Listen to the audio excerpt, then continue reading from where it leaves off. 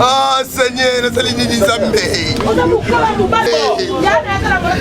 Ah, Zambé. Et l'autre côté. Je comprends bien que ma ville. Ah. Moi, c'est un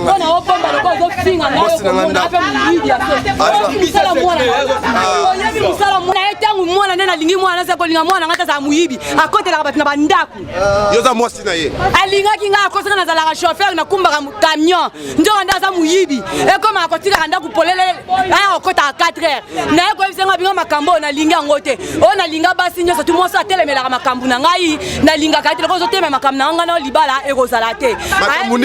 ya ki muyibi nde na opekisa e ayebi singa yo to bimina ndaka ofutela to bimisa biloko to bomsa to zubiloko to bombisi ngana zonge pa na psia ke pa na bango na simaye awa ya obimisa biloko ngana bisenga bimwana azobela ayebi singa bite na na poma tete na zoya soki na komi na kobenga nzoka nde ya ya ko bimisa biloko na ndenga muyibi azinda ko koto mususu na mwasi mususu bakende ko bana ngana tira kama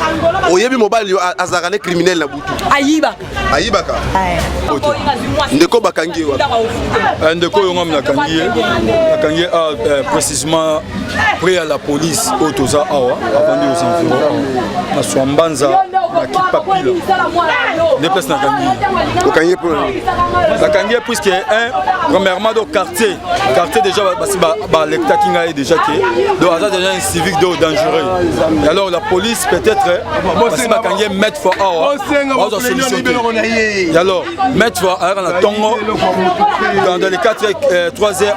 on côté bureau ordinateur télévision ba bloc belé ba photo concerné bon là qui savait pas alors on a donné na ko filer juste ce que tu à côté là-bas na wanda ayiba moto bateza pe kolala na la police ayiba ngonde akenda ko yiba musana ayiba bonga na oyeba ndenga yiba ayiba za pese eza na pese bakanga kyango yem tazana mikanda yo loko zo boya ka pa musana yiba ka yiba nazo peksa zo linga ta bi mo sa telemela makamna na linga kete yango na singe pa na biso oh oui papa biloko yo surtout que na parce que na soma na makambo na yibaka te mo depuis na botama amose na moloba